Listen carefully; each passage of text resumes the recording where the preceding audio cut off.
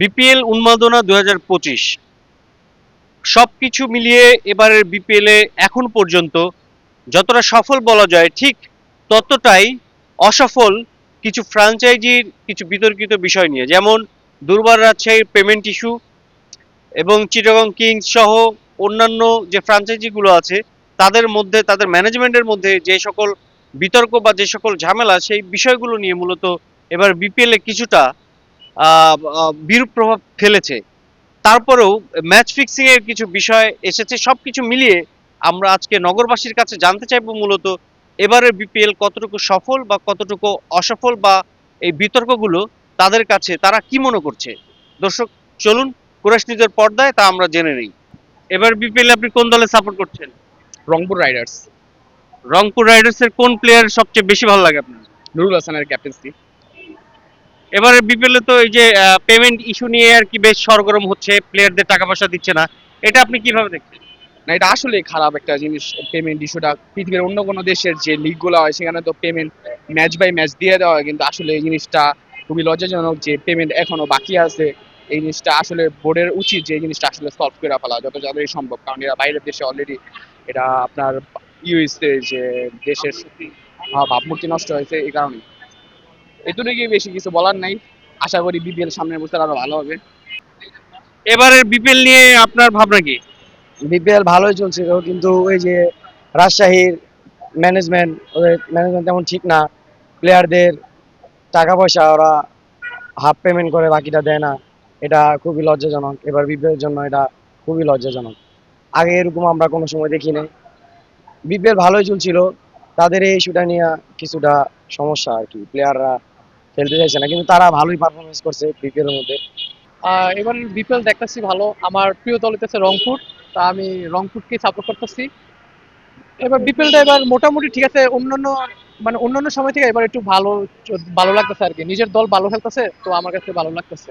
এবং আহ, এবং অনেক আহ, জিনিস ভালো লাগলো, কিন্তু কিছু কিছু জিনিস আছে যেটা খুবই মানে খারাপ দেখাইতেছে, যে কিছু কিছু টিম ম্যানেজাররা তাদের নিজেদের দলের ইয়া দেয় না, বেতন ঠিক মতো দিতেছে না, যেটা আসলে টিমের প্লেয়ারদের উপর ইম্প্যাক্ট ফেলে। এবং এই যে এরকম যদি হয় যে নিজের দলের প্লেয়ারদের যদি ঠিকমতো সুযোগ সুবিধা না দেয়, তাহলে তারা খেলার প্রতি একটা মন মানসিকতা পায় না।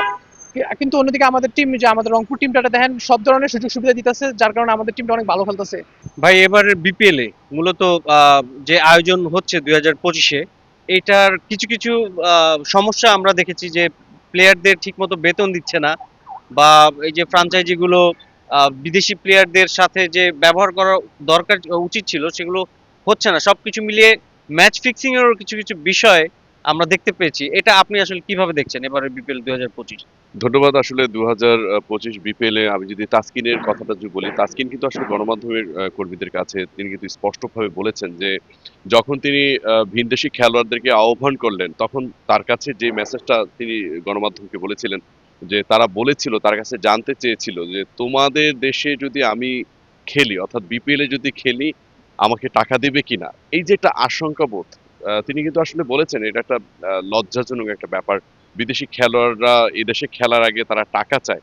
এটা মূলত বোঝা যাচ্ছে যে বিপিএল এর বিভিন্ন বিভাগীয় যে যে যারা টিম ম্যানেজমেন্টে যারা কাজ করেন, খেলার যারা আয়োজন করেন, বকেয়া থাকার কারণেই এই আশঙ্কা বোধ। এবং আপনি যে প্রশ্নটা করলেন যে এ ধরনের বিষয়গুলো নিয়ে আসলে আমাদের বিপিএল এর আগ্রহ হারাবে এবং দর্শক এই খেলার প্রতি আনাস্থা প্রকাশ করবে। বিভিন্ন খেলার ইভেন্টগুলোতে বিশেষ করে স্পন্সর, ন্যাশনাল এবং ইন্টারন্যাশনাল যে কোম্পানিগুলো স্পন্সর করে, তারাও কিন্তু এই স্পন্সর থেকে তারা দূরে থাকবে, যার ফলে বিপিএল ভবিষ্যৎ সংখ্যা থাকবে আর কি। আপনি কোন দল সাপোর্ট করেন বিপিএল এর? আমি রংপুর। আপনি? আমি চিটাগং এর। আমি ঢাকা সাপোর্ট করি। ঢাকা সাপোর্টার, বাহ। রংপুর, চিটাগং, ঢাকা, খুব সুন্দর। এবারে বিপিএল এ কোন জিনিসটা আপনার মানে খুব ভালো লেগেছে?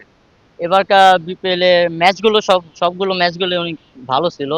আর আমি যেহেতু চিটাগং সাপোর্ট করি, আমার আমার ওদের ম্যাচের যে প্লেয়ার বসানোর যে সেট আপটা, ওটা আমার তো অনেক ভালো লাগছে। এবারকার সব টিমরাই অনেক ভালো ম্যান সেট আপ নিয়ে মাঠে নামছে ভালো খেলার জন্য।